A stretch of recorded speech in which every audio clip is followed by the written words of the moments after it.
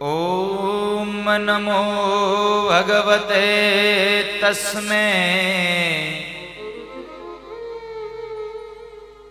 यत एत चिदात्मकम्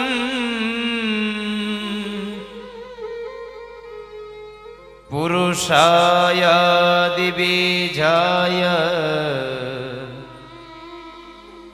परेशाय धीमहि यस्मिन्निदं यतश्चेदं येनेदं यइदं स्वयं योऽस्मात् परस्माच्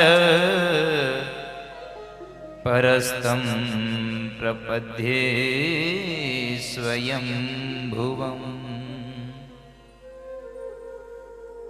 योऽस्मात् परस्माच् परस्तं प्रपद्ये स्वयं भुवम्।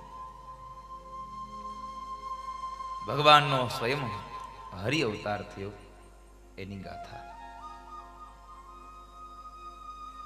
ભગવાનનો હરિ અવતાર બે વાર થયો છે. એકવાર મધુવનમાં ધ્રુવજી મહારાજને દર્શન દેવા માટે અને એકવાર ગજેન્દ્રનો ઉદ્ધાર કરવા માટે. જ્યારે ચોથો તામસ નામનો મન્વંતર ચાલે ત્યારે ભગવાનનો હરિ અવતાર.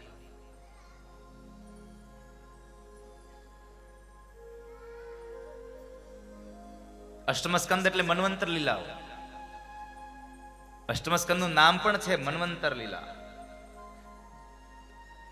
ત્રીજા સ્કંદ થી લઈ અને 12 સ્કંદ સુધી જે નામો આપ્યા, અત્ર સર્ગ વિસર્ગશ્ચ સ્થાનમ પોષણમુત્તય મન્વંતરે ઈશાનો કથા નિરોધ્યો મુક્તિયાશ્રય.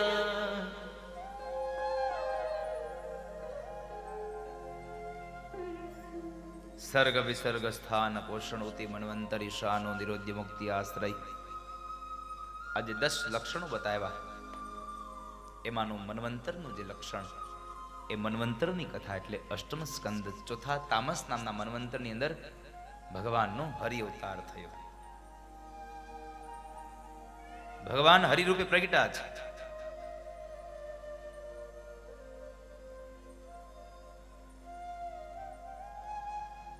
એક ગજેન્દ્ર છે, હાથી.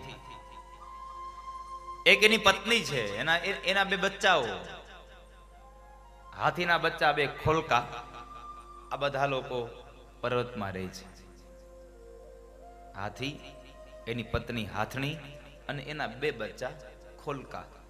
આ બધા લોકો ત્યાં રહે છે. હાથીના બચ્ચા ખોલકાને કોઈ જોયા છે? જોયા હોય તો હાથ જો કરો.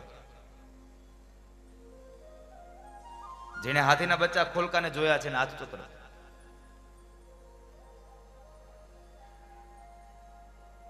કોઈ નથી જોયા?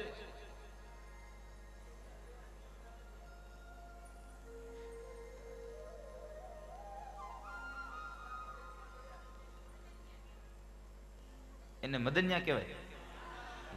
મને તો ખબર જ નથી.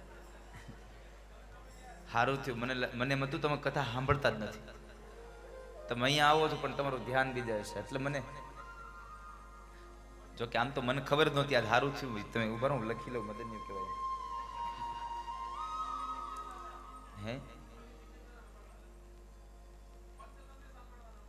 હા, પણ તમારે સાંભળવાના એટલે તું હા આટલું લખી લો, આ મદન્યા કહેવાય. ઉભા રહો.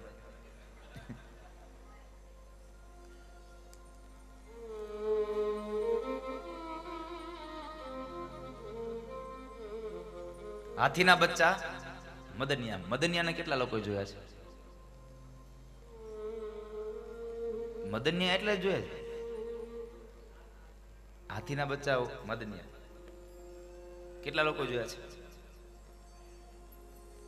અરે તમે જોયા જ હોય. હવે હું 4 પગવાળા મદન્યાઓની વાત નથી કરતો, હું તો 2 પગવાળા મદન્યાઓની વાત કરું છું. મારે 4 પગવાળા હાથીની કથા કરીને ક્યાં જવું છે? મારે તો આ જીવને ગજેન્દ્ર બનાવી અને આ જીવાત્માની કથા કરવાની વાત છે સાહેબ. જીવને ગજેન્દ્ર બનાવવો છે અને એને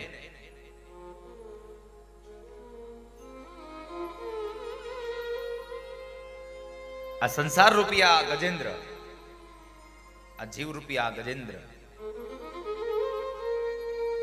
તામસના મન્વંતરની અંદર જે હાથી હતો એની પત્ની હાથની, એના 2 બાળકો ત્રિકુટ નામ એક પર્વતમાં રહે છે. આ ત્રિકુટ પર્વત એટલે 3 ગુણો વાળો જે પર્વત છે, સત્વગુણ, રજોગુણ અને તમોગુણ, આ 3 ગુણોનો બનેલો જે પર્વત એટલે આ શરીર રૂપી પર્વતમાં જે જીવાત્મા રહે છે એ ગજેન્દ્ર છે, એ હાથી છે. એની પત્ની છે, એના 2 બાળકો છે, મદનિયા.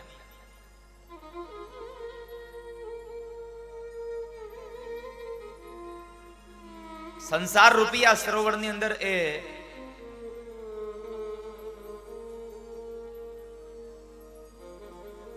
જળપાન કરવા પર્વતમાં રહી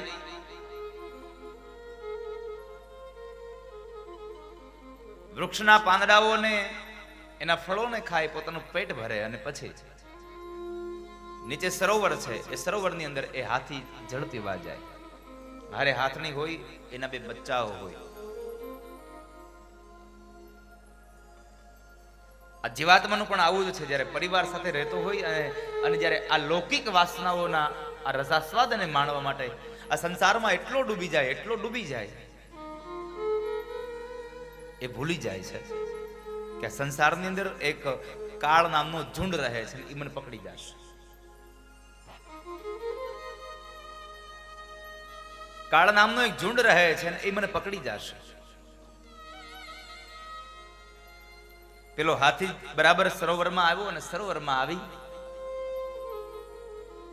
અને જળપાન કરી અને પોતાની સૂંઢ વડે પાણી ભરી અને બધા લોકો એકબીજાને ભીંજવે છે. હાથણી એના પતિને ભીંજવે, હાથી એની પત્નીને ભીંજવે, બાળકો એના મા બાપને ભીંજવે છે. બધા એકબીજાને ભીંજવે છે. શેમાં? માયામાં. માયારૂપી આ જળમાં બધા લોકોને ભીંજવા છે.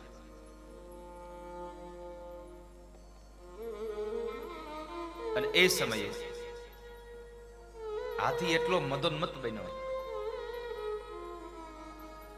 જળનો વિહારી આવ્યો, કામ ક્રીડાને કાજ. જળનો વિહારી આવ્યો, કામ ક્રીડાને કાજ.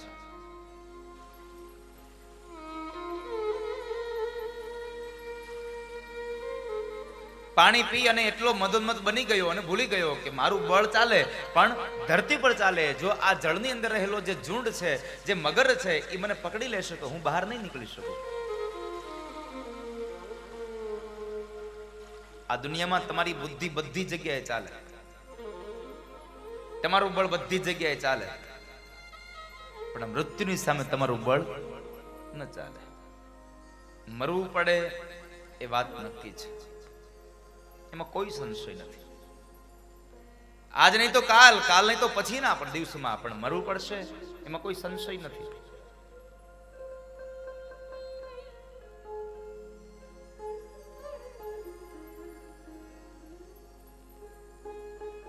એટલે બરાબર હાથી ભૂલી ગયો કે મારે આ સરોવરની અંદર એક મગર રહે છે, એ હાથી ભૂલી ગયો છે.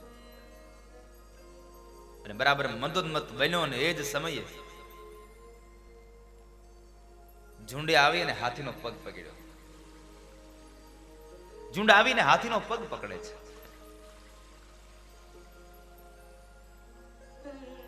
પછી તો હાથી પોતે બહાર નીકળવાના પ્રયત્નો કરે.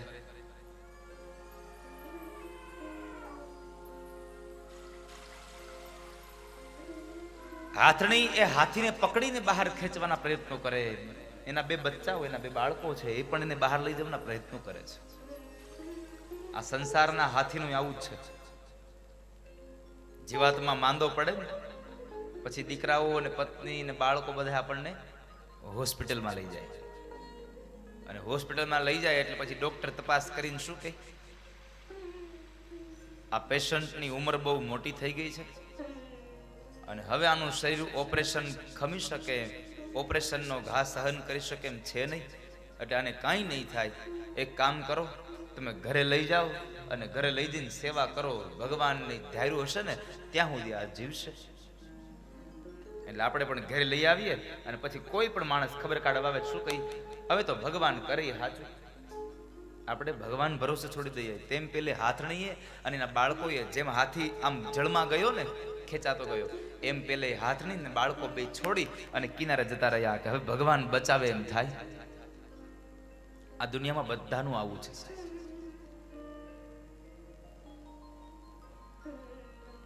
જ્યારે નીચેવાળા આ ધરતીવાળા ડોક્ટરને, ધરતી પરના ડોક્ટર હથિયાર નીચા મૂકી દેશે ને, પછી આપણે ઉપરવાળા ડોક્ટરને પ્રાર્થના કરીશું કે હવે તમે બચાવો, હવે તમે કંઈક કરો.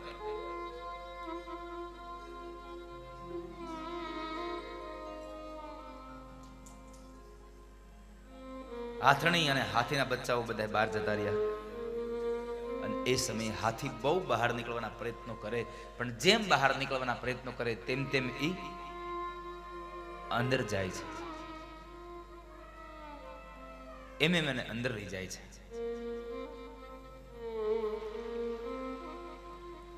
હાથીના બળ અપાર છે, અમાપ છે. મોટા મોટા વૃક્ષોને પણ પોતાની સૂંઢ વડે લઈ અને ઉખેડીને નાખી દે, આટલી તાકાત વાળો. આટલું બળ જેનામાં હોય એ હાથી કોઈથી બંધાય ખરો? કોઈ નથી. કોઈ હાથીને બાંધેલો જોયો છે? હાથીને બાંધેલો કોઈ જોયો છે? બસ કોઈ જોયું નથી હાથીને બાંધેલો. હાથીને બંધાય પેલા તો એ કયો, હાથીને બંધાય ખરો? અને એ બાંધેલો રે ખરો? હા, હાથીને બંધાય છે. સરસ મજાની મોટી સાંકળ લેવી પડે અને એના ગળામાં નાખવી પડે તો એ હાથી બંધાય.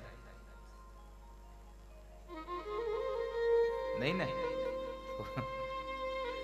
નાની એવી પતલી દોરી હોય, પતલી દોરી, અને હાથીના પગની અંદર એક માત્ર એ દોરીનો એક ભોવડો મારી, ગાંઠ મારી હોય અને એક થાંભલા સાથે બાંધ્યું હોય, અને છતાં પણ હાથી મોટા મોટા એવા વૃક્ષોને ઉખેડી નાખી દે, છતાં પણ એ દોરી ન તોડી શકે. કારણ એ જ્યારે જન્મો ને ત્યાંથી જ એને પગમાં બાંધ્યો છે, એટલે મનમાં એને ફસાઈ ગયું, હું બધું કરી શકું પણ આ દોરી ન તોડી શકું. એમ આપણું પણ બધું મનોગ્રંથિમાં બંધાઈ ગયું છે. આપણે બધું કરી શકીએ પણ ભગવાનને ન મેળવી શકીએ. અરે ભલા માણસ શું કામ ન મેળવી શકીએ?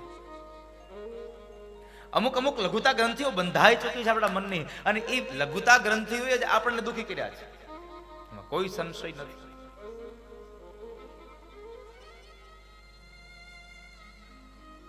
અને જ્યારે હાથીને ઝુંડ મધ્યમાં ખેંચી જાય છે, એમ આ જીવાત્મા રૂપી હાથીને પણ જ્યારે કાળ ખેંચી જાય છે, સમય ખેંચી જાય છે, ત્યારે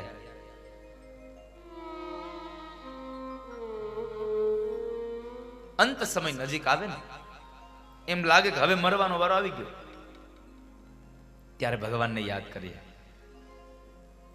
અને કવિ સુરશ્યામ ભગવાનની પ્રાર્થના કરતો કહે છે, કથા કીર્તનની બુકમાં પ્રાર્થના આપી છે. જો કોઈની પાસે કથા કીર્તનની બુક લાવ્યા હોય ને તો સાથે ખોલજો પાછા, હું તમને પેજ નંબર આપું. કવિ સુરશ્યામ ભગવાનની પ્રાર્થના કરે ને કથા કીર્તનની બુકમાં 44મા પેજ ઉપર આ પ્રાર્થના આપી છે. પેલો ગજેન્દ્ર, પેલો જીવાત્મા, પેલો હાથી જ્યારે હવે મૃત્યુના નજીક ગયો છે, હવે લાગ્યું મરી જઈશું, મારું મૃત્યુ થઈ જશે, અને ત્યારે ભગવાનને યાદ કરે છે.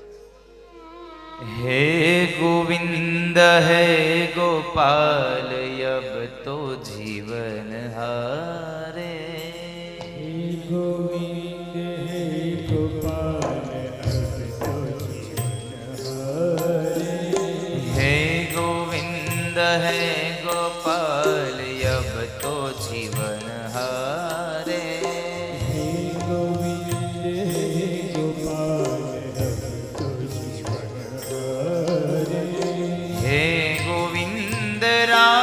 शरण अब तो जीवन हारे। हे गोविंद राखो शरण अब तो जीवन हारे। हे गोविंद राखो शरण अब तो जीवन हारे। गोविंद राखो शरण अब तो जीवन हारे। हे गोविंद है गोपाल अब तो जीवन हारे। गोविंद हे गोपाल अब तो जीवन हारे।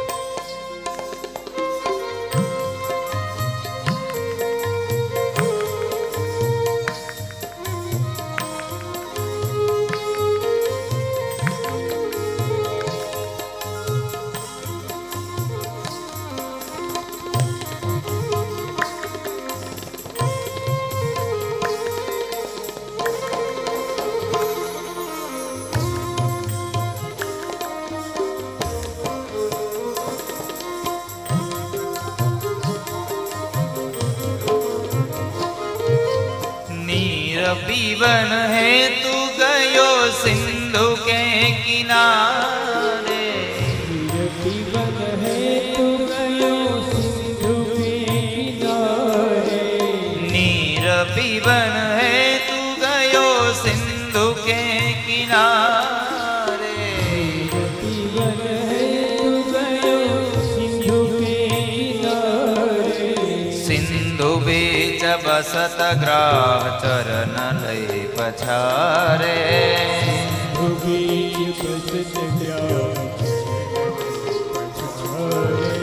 सिंधु बीच बसत ग्राह चरण लय पछारे।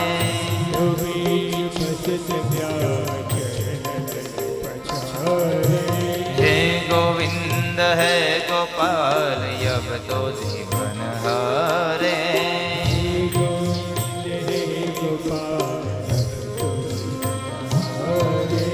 हे गोविंद राखो शरण अब तो जीवन हारे।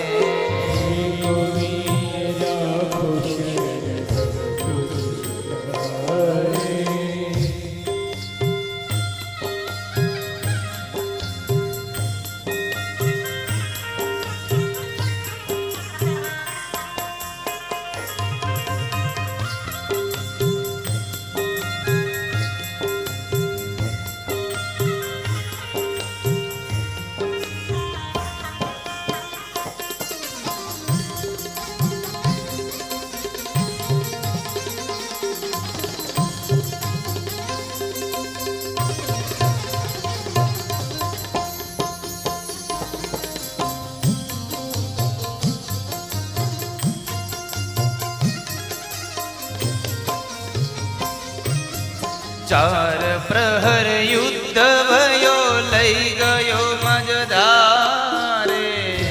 प्रहर युद्ध भयो लई गयो मझधारे। चार प्रहर युद्ध भयो लई गयो मझधारे। प्रहर युद्ध भयो लई गयो मझधारे। नाक कान डूबन लगे कृष्ण को पुकारे।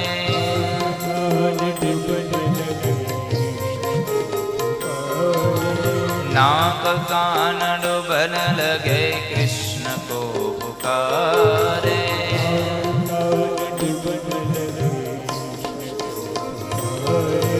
हे गोविंद राखो शरण अब तो जीवन हारे।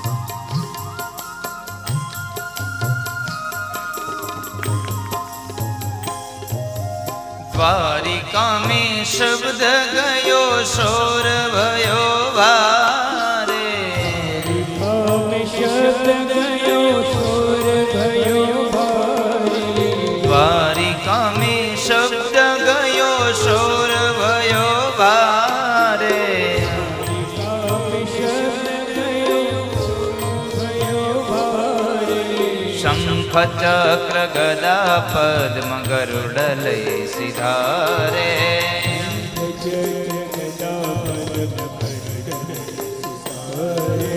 શંખ ચક્ર ગદા પદ્મ ગરુડ લઈ સિધારે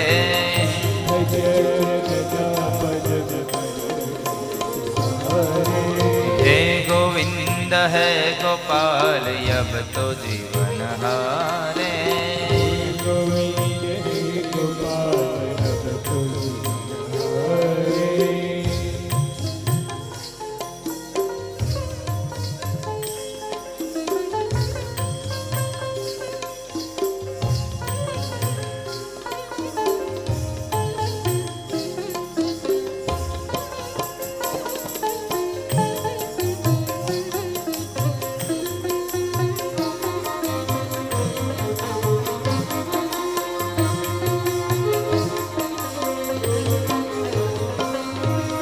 सूर कहे श्याम सुनो शरण है तिहारे कहे श्याम सुनो चरण है तिहारे सूर कहे श्याम सुनो सूर कहे श्याम सुनो शरण है तिहारे कहे श्याम सुनो चरण है तिहारे अब की बार पार करो नंद के दुलारे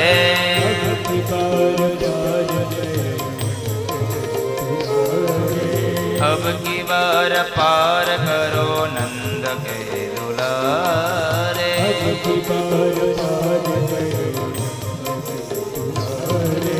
हे गोविंद है गोपाल अब तो जीवन हारे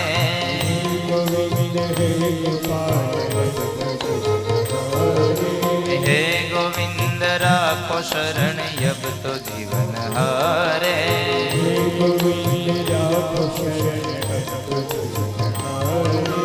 हे गोविंद राखो शरण अब तो जीवन हारे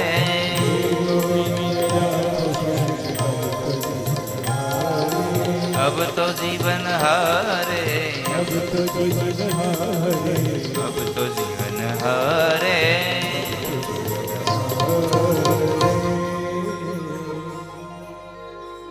ગજેન્દ્રએ જ્યારે એના એક પછી એક અંગ ડૂબવા લાગ્યા છે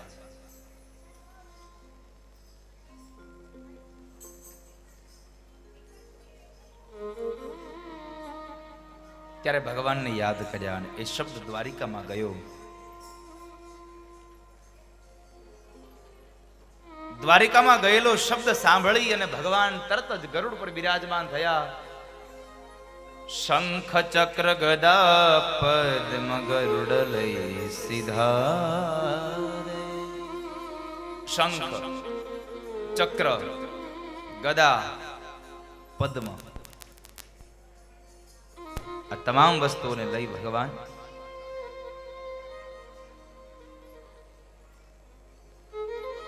આજે તમે લોકો વાતો બહુ કરો છો કા તો તમે વાતો કરો કા હું કથા બંધ કરી દઉં બોલો શું કરવું છે વાતો કરવી છે કથા કરવી છે હવે આગળ જગ્યા બંધ અહીં પૂરી થઈ ગઈ છે એટલે સ્વયંસેવક ભાઈઓને વિનંતી કે જેટલા પણ લોકો હવે મહેમાન આવે ને તો એની પાછળ બેહાડજો હો ને અને અહીંયા જગ્યા કદાચ આ મંડપમાં જગ્યા નથી ને હોલમાં તો હવે ડોમમાં બેહાડજો હો ને અહીંયા જગ્યા થાય એવું નથી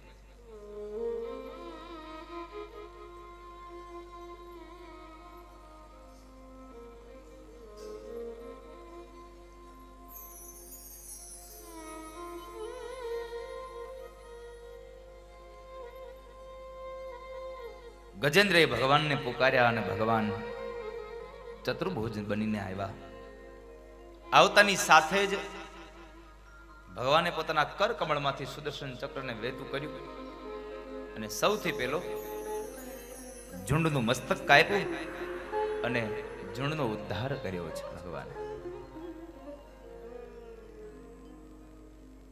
ઝુંડનો ભગવાને ઉદ્ધાર કર્યો. ઝુંડનું મસ્તક કપાયું ને એમાંથી હું નામનો ગંધર્વ પ્રગટ થયો. દેવલ ઋષિના શાપને લઈ અને એ ઝુંડ બન્યો હતો.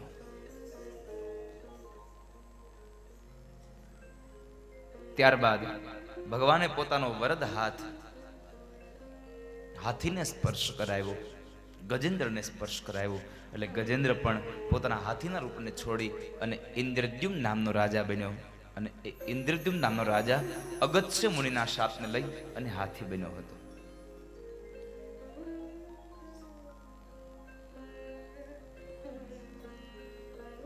પણ એ સમય પેલા ભગવાને આવીને ઝુંડને માર્યો, ઝુંડનો ઉદ્ધાર કર્યો ને એટલે ગજેન્દ્રે ભગવાનને પ્રશ્ન કર્યો, પ્રભુ બોલાવ્યા મેં, પ્રાર્થના મેં કરી અને પેલો વેલો ઉદ્ધાર તમે આનો કર્યો?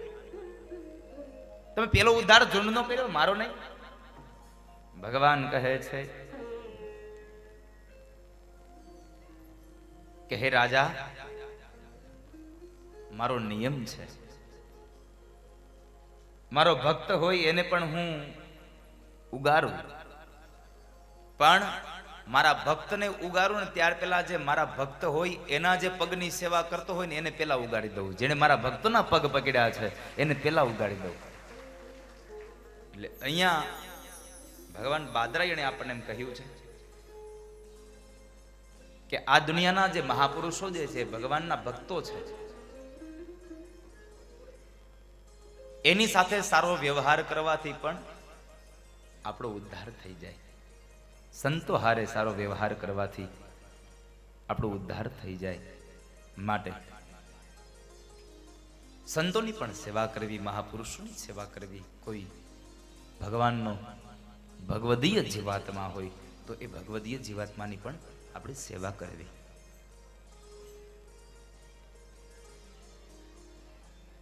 ગજેન્દ્રનો ઉદ્ધાર કર્યો. ત્યારબાદ સમુદ્ર મંથનની કથા છે. દેવ અને દાનવ ભેગા મળીને સમુદ્ર મંથન કરે. એ મંથનની અંદર અનેક દ્રવ્યો નીકળ્યા. એ દેવો અને દાનવો લઈ જાય છે. પણ એમાં બરાબર એ મંથનમાં અને મંથનમાં બન્યું એવું કે એ મંથનની અંદર બરાબર લક્ષ્મીજી નીકળ્યા, ભગવાન વિષ્ણુ લઈ ગયા, કામધેનુ ગાય નીકળી, ઋષિ મુનિઓને આપી દીધી, ઐરાવત નામનો હાથી ઇન્દ્ર લઈ જાય છે, મદિરા નીકળ્યો બધો દાનવોને આપી દીધું, બધું વહેંચું થઈ ગયું. પણ અંતમાં છેલ્લે જ્યારે ભગવાન ધન્વંતરી અમૃતનો કુંભ લઈને પ્રગટ થયા, જ્યારે ભગવાન ધન્વંતરી સ્વયં અમૃત કુંભ લઈને પ્રગટ થયા અને દેવતાઓ આનંદમાં આવ્યા અને કહે છે, બોલીએ ધન્વંતરી ભગવાન કી. આ મંથનની કથા છે. અને જ્યાં સુધી આ મંથનની કથાનો એકમાત્ર સંદેશો એવો છે કે જ્યાં સુધી તમે તમારા મનનું મંથન નહીં કરો ત્યાં સુધી તમને સદવિચારો નહીં મળે. મંથન વગર ક્યારેય દધીમાંથી નવનીત ન મળે. માખણ મેળવવું હોય તો તમારે મંથન કરવું પડશે. માટે મંથન કરો. એટલે તમારે સારા સારા વિચારો જોઈએ છે તો તમારા મનનું મંથન કરો. મનોમંથનથી તમને સદવિચારો મળશે. એ મંથન વાત બરાબર જ્યારે ભગવાન ધન્વંતરી અમૃતનો કુંભ લઈને નીકળ્યા, દેવતાઓના હાથમાં અમૃત આવ્યું અને એ અમૃતનો કુંભ દાનવો જૂટવી અને લઈને વયા ગયા. અને એ સમયે દેવતાઓ આવી ભગવાન વિષ્ણુ પ્રાર્થના કરે, પ્રભુ બચાવો અમને. શું થયું? તો કહે છે કે અમૃતનો કુંભ લઈ ભગવાન ધન્વંતરી પ્રગટ થયા, પણ એ ધન્વંતરી ભગવાનના આપેલો અમૃતનો કુંભ અમારા હાથમાંથી દાનવો લઈ અને નાસી ગયા છે.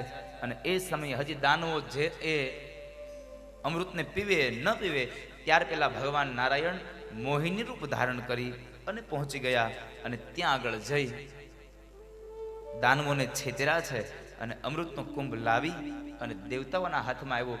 અમૃતના માટે દેવ અને દાનવની વચ્ચે ઝઘડો થયો, યુદ્ધ થયું, અને એ યુદ્ધની અંદર દાનવો હાર્યા છે, દાનવો મરાયા છે. પણ એ સમયે દાનવોના ગુરુ શુક્રાચાર્ય મહારાજે સંજીવની વિદ્યાનો પ્રયોગ કરી અને ફરી પાછા દાનવોને સજીવન કર્યા. જે દાનવોને સજીવન કર્યા એ સજીવન થવામાં એક બલિ પણ હતો, અને બલિએ શુક્રાચાર્ય મહારાજ પાસેથી આશીર્વાદ મેળવ્યા. અને ફરીવાર જ્યારે દેવતાઓ સાથે યુદ્ધ કરે છે ત્યારે પહેલી વખત દાનવો હાર્યા અને બીજી વખત દેવતાઓ હાર્યા છે. ઇન્દ્ર પાસેથી સ્વર્ગનું રાજ્ય બલિએ લઈ લીધું છે. દેવતાઓ દર દર ભટકે છે. બલિ રાજાએ શુક્રાચાર્ય મહારાજને પ્રશ્ન કર્યો, બાપજી, આ સ્વર્ગનું રાજ્ય મારી પાસે ટકી રહે એના માટે મારે શું કરવું? શુક્રાચાર્ય મહારાજ કહે છે કે રાજા, સ્વર્ગનું રાજ્ય ટકાવવા માટે થઈ એકમાત્ર ઉપાય છે 100 અશ્વમેધ યજ્ઞ. 100 અશ્વમેધ યજ્ઞ કરો એટલે તમે સ્વર્ગના રાજા ઇન્દ્ર બની જાઓ. શુક્રાચાર્ય મહારાજના આશીર્વાદ લઈ ભૃગુ કચ્છમાં નર્મદાના કિનારે બલિ રાજાએ અશ્વમેધ યજ્ઞનો પ્રારંભ કર્યો. 1 યજ્ઞ, 2 યજ્ઞ, આમ કરતા કરતા અનેક યજ્ઞો સંપન્ન થયા. દેવતાઓ ભગવાન નારાયણ પાસે જઈને પ્રાર્થના કરે, પ્રભુ અમને બચાવી લ્યો, અમને અમારું સ્થાન પાછું આપો. ભગવાન કહે છે અત્યારે કઈ ન કરી શકું, કારણ અત્યારે બલિ મારું યજન કરે છે, કઈ ન કરી શકું.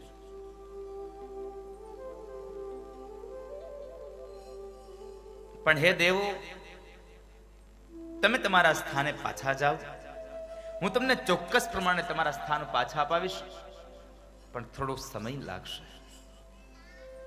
દેવતાઓને સાંત્વના આપી ભગવાને મોકલ્યા છે, દર દર ભટકી રહ્યા છે. અને ત્યારબાદ 99 અશ્વમેધ યજ્ઞ સંપન્ન થયા અને 100મો અશ્વમેધ યજ્ઞ પ્રારંભ થયો. અને એ અશ્વમેધ યજ્ઞની અંદર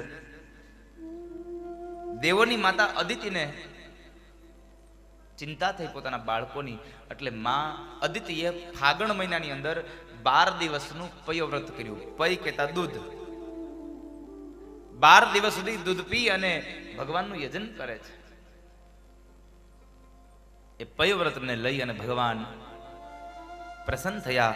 અને ભગવાન જે જગ્યાએ અદિતિ અને કશ્યપ હતા એ જ જગ્યાએ આવી અને ભગવાન ચતુર્ભુજ નારાયણ પ્રગટ થયા. બોલીએ ચતુર્ભુજ નારાયણ ભગવાન કી. ભગવાન ચતુર્ભુજ પ્રગટ થયા અને એ સમયે કશ્યપે દંડવત નમસ્કાર કરી અને ભગવાન નારાયણની પ્રાર્થના કરતા કશ્યપ ઋષિ બોલ્યા, યજ્ઞેશ યજ્ઞ પુરુષા ચ્યુત તીર્થ પાદ તીર્થ શ્રવણ મંગલ નામ ધેય આપન્ન લોક વ્રજિનો પશમો દયાદ્ય શમ્ન ક્રોધીશ ભગવન નસે દીનનાથ. હે દીનાનાથ, દિનયાતે ગરીબ, હે ગરીબોના બેલી, અમે આપણે પ્રાર્થના કરીએ છીએ, અમે આપને વિનંતી કરીએ છીએ, મારા દીકરાને બચાવી લ્યો, મારા બાળકોને બચાવી લ્યો. માં આદિતિ કહે છે, પ્રભુ બીજું તો કઈ નહીં, પણ મારા બાળકોનું દુઃખ હવે મારાથી નથી જોયું જવાતું. મારા બાળકોને હવે એના સ્થાન પાછા આપો. અરે માં, હું અત્યારે બલિને કઈ ન કરી શકું, કારણ કે બલિ મારું યજન કરે, મારો યજ્ઞ કરે છે. હું શું કરું એને? પ્રભુ કોઈ ના કોઈ રૂપે. ભગવાન કહે છે, માં ચિંતા ન કરો, તમારું કરેલું પયોવ્રત નિષ્ફળ નહીં જાય. હું બલિને મારી ન શકું તો કઈ નહીં, બલિ પાસે માંગી તો શકું ને. હું બલિ પાસે યાચક બનીને જઈશ, ઉપેન્દ્ર બનીને જઈશ અને એની પાસેથી હું માગી લાવીશ. અને એ જ સમયે ભગવાન ચતુર્ભુજ નારાયણ પોતાના ચતુર્ભુજ રૂપને અંતર ધ્યાન કર્યું અને કશ્યપ અને અદિતિની સામે 7 વર્ષના બાળકના રૂપની અંદર ભગવાન પ્રગટ થયા. બોલીએ વામન ભગવાન કી. ભગવાન વામન પ્રગટ થયા. દેવતાઓએ આવી અને ભગવાનને કોઈએ મુંજની મેખલા આપી, કોઈએ મૃગ ચર્મ આપ્યું, કોઈએ કમંડળ આપ્યું, કોઈએ દંડ આપ્યું, કોઈએ શ્વેત છત્ર આપ્યું છે. બ્રાહ્મણોએ આવીને યજ્ઞોપવિતના સંસ્કાર કરાવ્યા અને જ્યારે ભિક્ષા વૃત્તિ માટે જવાની વાત થઈ, ભિક્ષા લઈને આવ્યા છે. થોડી ભિક્ષા લઈને આવ્યા એટલે બ્રાહ્મણો કહે છે કે બટુક આટલી ભિક્ષા લઈને આવ્યા, થોડી ઝાજી લઈ આવો. અરે બાપજી, કોઈક સારો મોટો દાની મને બતાવો એટલે હમણાં લઈ આવું. તો જાઓ ભૃગુ કચ્છની અંદર અને ભૃગુ કચ્છમાં જઈ અને તમે ભિક્ષા માગી લાવો. અને એ સમયે ભગવાન વામન ભૃગુ કચ્છમાં, એટલે કે આપણું અત્યારનું વર્તમાન સમયનું ભરૂચ, ભરૂચમાં નર્મદાના કિનારે ભગવાન વામન રૂપ ધરીને આવ્યા છે. અને એ સમયે ભગવાન હવે નીકળ્યા છે. વિષ્ણુ વામન થઈ ચાલિયા રે, વિષ્ણુ વામન થઈ ચાલિયા રે, વિષ્ણુ વામન થઈ ચાલિયા રે, વિષ્ણુ વામન થઈ ચાલિયા રે, હે મારો વાલો વામન બની ચાલિયા રે,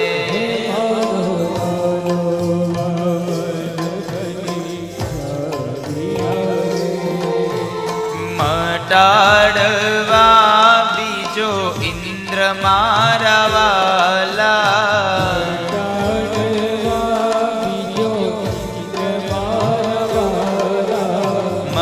મટાડવા બીજો ઇન્દ્ર મારા વાલા,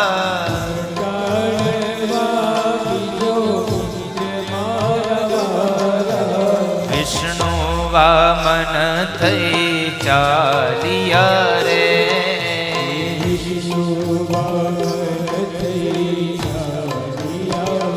હે મારો વાલો વામન બની આવ્યા રે, મારો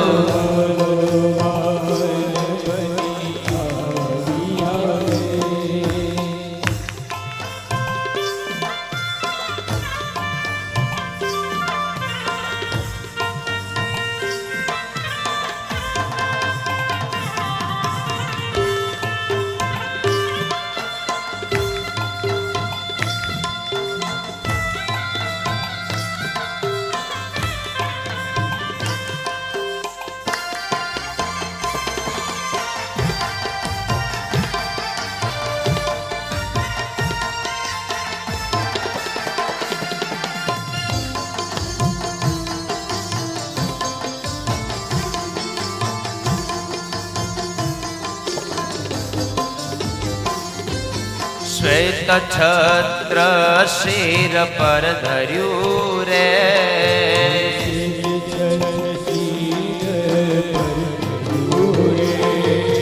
શ્વેત છત્ર શિર પર ધર્યું રે,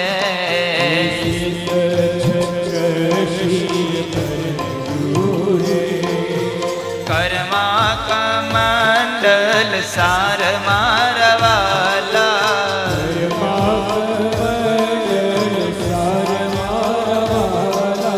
કર્મા કમંડલ સાર મારા વાલા,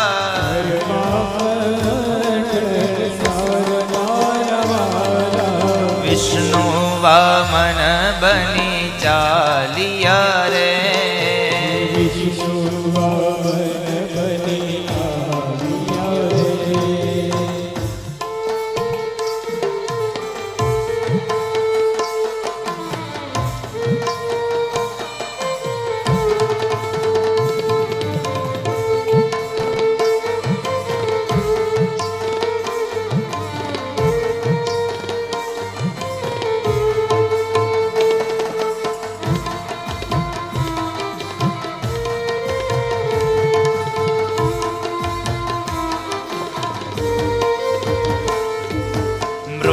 ચરમ કાખમાં શોભતું રે.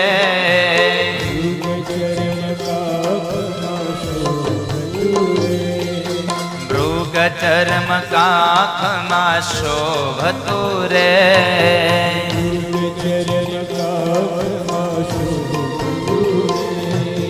ત્રિપુંડ ભાલ વિશાલ મારવાલા.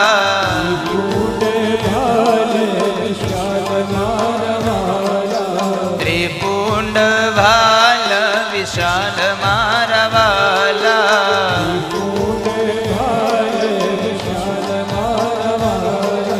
વિષ્ણુ વામન બની ચાલિયા રે. વિષ્ણુ વામન બની ચાલિયા રે.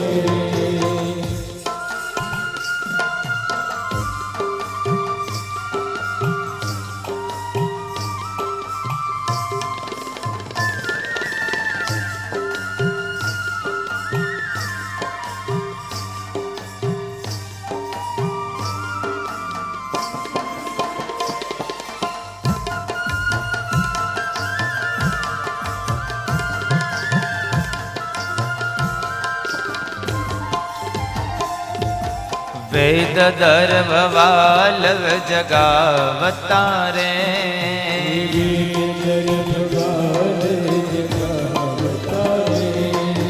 વેદ દર્ભવાલ જગાવતા રે.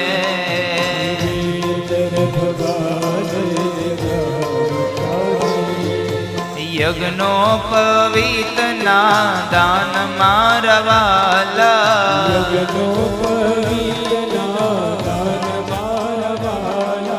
યજ્ઞોપવીત ના દાન મારવાલા.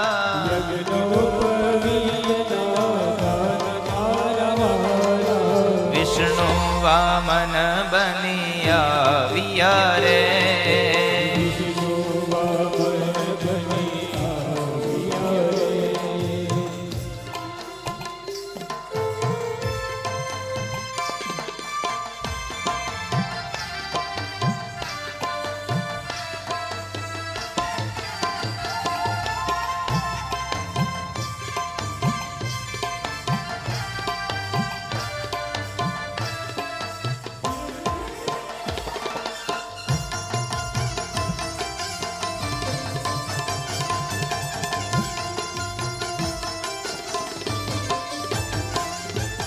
સરસ્વતી હાર યરો પતારે.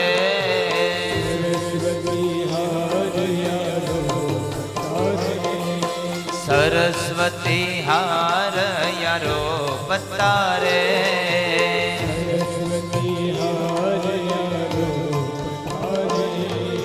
માતા પીરસે છે પકવાન મારવાલા.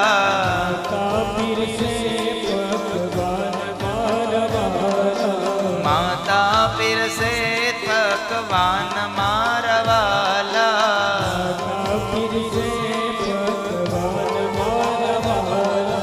વિષ્ણુ વામન બની ચાલિયા રે.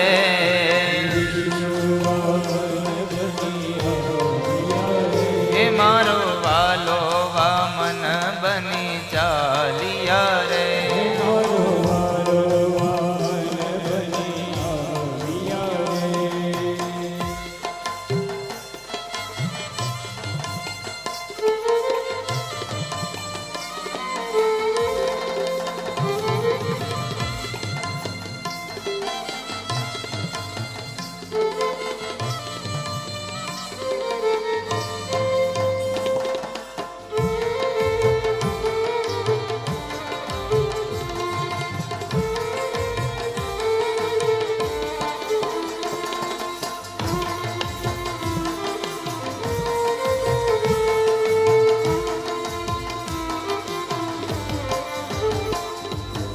કરુણા સિંધુ ક્યાં ચાલિયા રે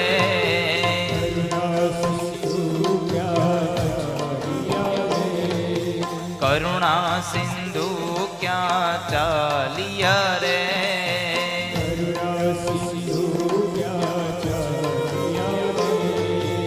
અધૂરી છે અમ આશવારવાલા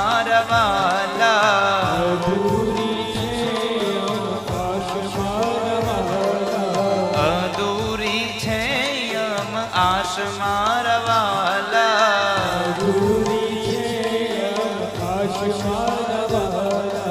વિષ્ણુ વામન થઈ ચાલિયા રે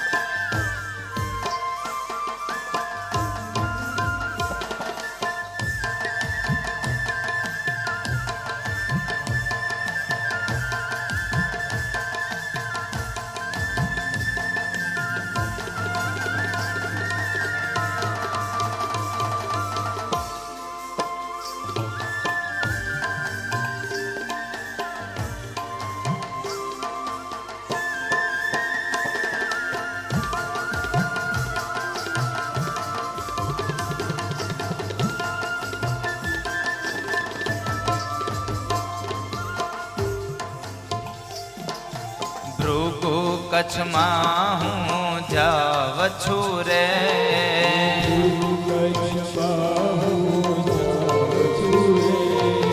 ભૃગુ કચ્છમાં હું જાવ છું રે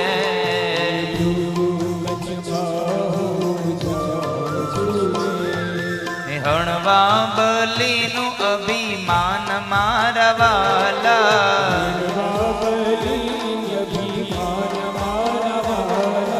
હણવા બલીનું અભિમાન મારવાલા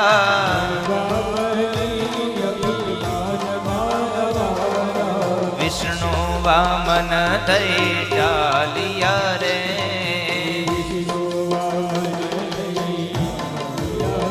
એ મારો વાલો વામન બની આવ્યા રે મારો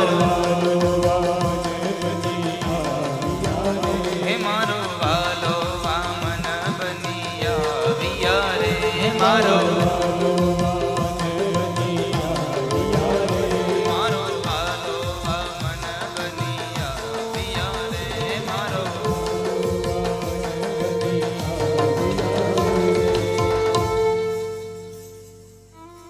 હણવા બલીનું અભિમાન મારવાલા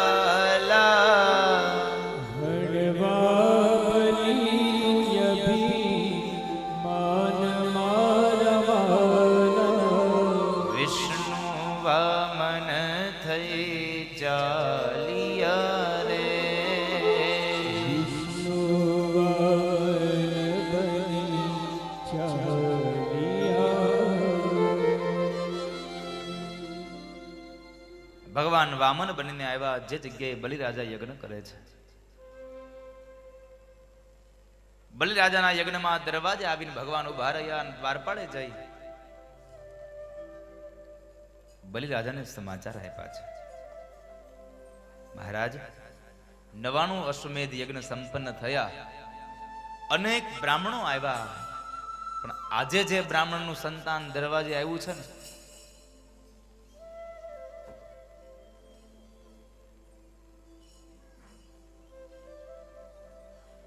આવું બ્રાહ્મણનું સંતાન હજી સુધીમાં ક્યારેય જોયું નથી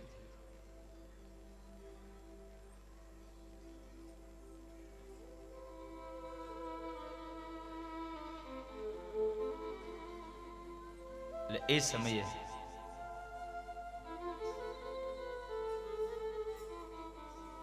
બલિરાજા અને વિંધ્યાવલી બેઉ દરવાજા ઉપર જાય છે બ્રાહ્મણને જોયા છે નાનું એવું બાળક છે ભગવાનની આગતા સ્વાગતા કરી ભગવાનને લઈ આવ્યા છે. ભગવાનના પગ પખાડ્યા, વિંધ્યાવળીએ જળ રેડ્યું, બલિરાજાએ પગ ધોયા અને એ સમયે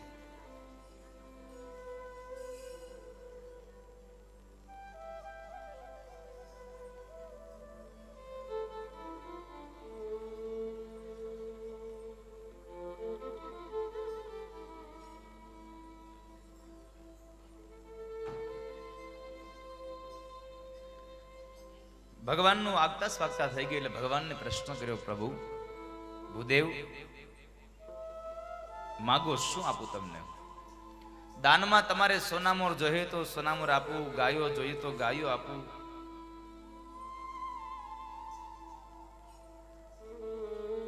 ઉંમરમાં તમે નાના દેખાવ છો,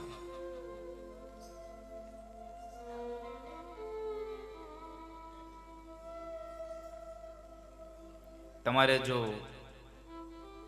પરણવાની ઈચ્છા હોય તો હું લગ્ન પણ કરાવી દઉં.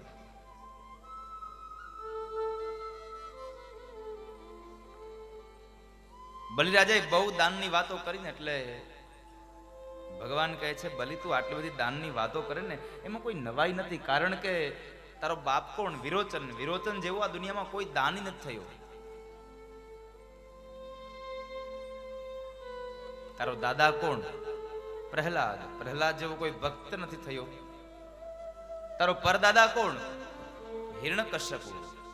હિરણ્યકશ્યપુ જેવો કોઈ શૂરવીર થયો નથી.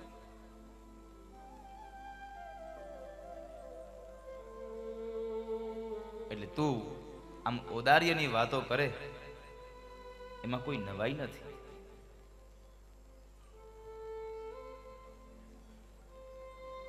એમાં કોઈ જાતની નવાઈ નથી.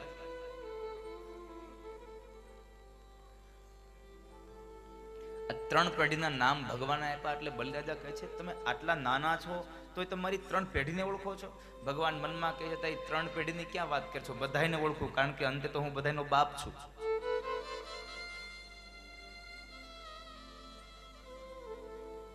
પણ બહુ દાનની વાતો કરે છે. ભગવાન કહે છે મારે કઈ જોતું નથી. છતાં પણ જ્યારે બલિરાજા બહુ આગ્રહ કરે, ભગવાન કહે છે બલિ તું બહુ આગ્રહ રાખે છે ને તો એક કામ કર, તું મને 3 ડગલા જમીન આપ. બીજું કઈ નહીં, માત્ર 3 ડગલા જમીન આપ. અરે મહારાજ, માગ્યું ને 3 ડગલા જમીન માગી, તમને માગતાય નથી આવડતું. તમને માગતાય નથી આવડતું. કઈક બીજું માગો, હજી કહું છું. ભગવાન મનમાં કહે છે તું 3 ડગલા જમીન આપી તો જો, પછી તારી પાસે વધે છે હું ઈ મને કહેજે. પેલા 3 ડગલા જમીન આપી તો જો.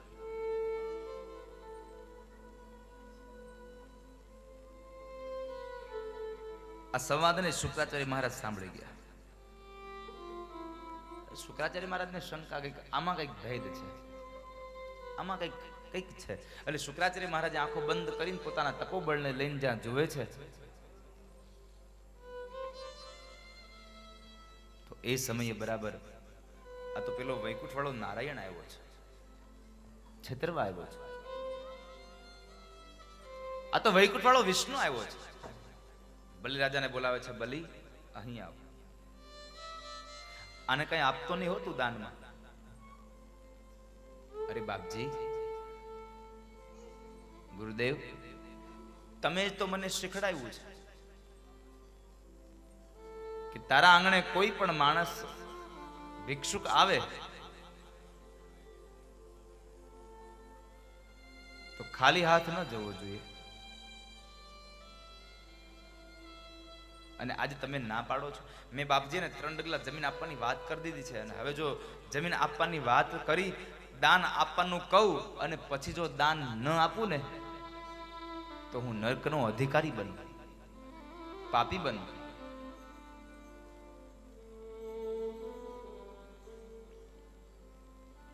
માટે મારે 3 ડગલા જમીન આપવાની છે. મારે ખોટું ન બોલાય. ખોટું બોલું તો હું નરકનો અધિકારી બની. અરે રાજા, તું મને શિખામણ આપે છે?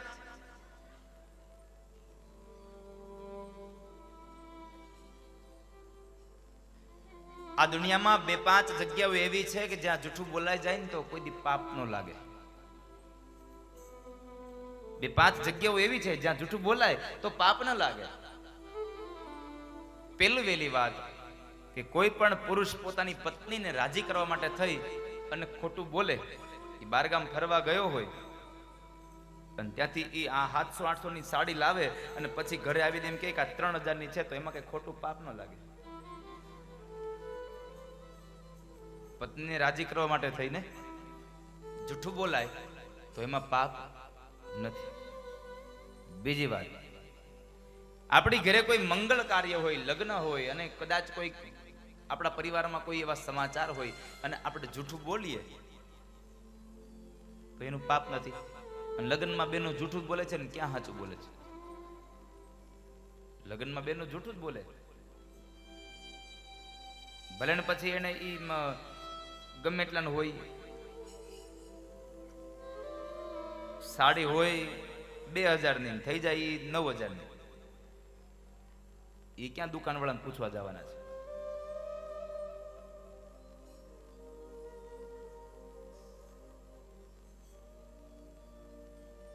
ગીત ગાય ને એ ખોટા ગાય. બોલો, ગીત ગાવ ને તમે એ ખોટા ગાવ. પેલું વેલું ગીત ચાલુ કરે, ક્યાં ચાલુ કરે? કેસર છાટીને લખવી કંકોતરી,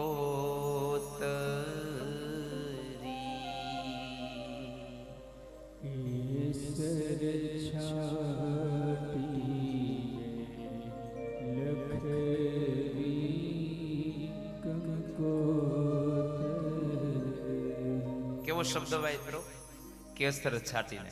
આમાં જેટલા લોકોએ પોતાના છોકરાને છોકરીને પરણાવ્યા, સાચું બોલજો, કંકોત્રી લખી ત્યારે કેસર છાટ્યું તેમાં, તોય આપણે ગાઈ. અરે એની ક્યાં કરો? હજી બીજું કહું, તમે ચાક વધાવા જાવ ને ત્યારે કયું ગીત ગાવ છો? મેં તો થાળ ભર્યો રે સગમોતી રે. આવું જ ગીત હોય છે ને કઈક? હે, હા કે ના? હા. હવે થાળમાં મોતી કોઈ દીત કોઈ જોયા છે? એમાં ચોખા હોય ને એ ચોખા ક્યાં હોય? સમિતિના હોય, મંડળીના.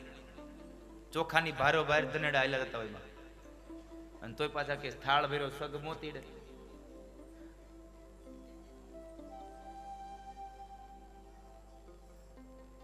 સગ મોતી ડે ભર્યો પાછો. લગ્નાદિ કર્મ હોય ને જૂઠું બોલા જાય તો પાપ ન લાગે. ત્યારબાદ ગાય, બ્રાહ્મણ અને સ્ત્રી, આ ત્રણની રક્ષા માટે થઈ અને કોઈ માણસ જૂઠું બોલે તો પાપ ન લાગે. પોતાની વૃત્તિ માટે થઈ અને જો જૂઠું બોલાઈ જાય તો પાપ ન લાગે.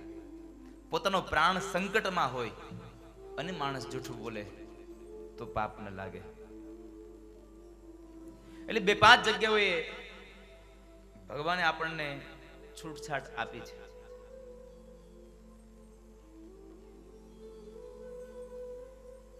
શુક્રાચાર્ય મહારાજ સમજાવે પણ બલિરાજાએ ના પાડી, ના બાપજી મારે એને દાન આપવાની વાત થઈ છે, હવે આપવું જ પડે. અને તમે એમ કહેતા હોય કે આ કોઈ બીજો નહીં, વૈકુંઠ વાળો નારાયણ છે, તો બાપજી મને ઈ કહો કે આજ સુધી તો ગમે તેવા ભિક્ષુકો મારી પાસે આવીને લઈને ગયા, હવે આજ જે ભિક્ષુક આવ્યો છે કે જે 3 લોકનો અધિપતિ છે, હવે 3 લોકનો અધિપતિ જો મારી પાસે માંગવા આવ્યો હોય તો આવો ભિક્ષુક જિંદગીમાં મળે ક્યાં બીજી વાર? મને ઈ કહો, આવો ભિક્ષુક મળે ક્યાં? ભગવાન ક્યારે ભિખારી બને આપણી પાસે? આજે આપણા આંગણે ભગવાન, જોબનપુત્રા પરિવારના આંગણે ભગવાન આજે વામન બનીને આવ્યા.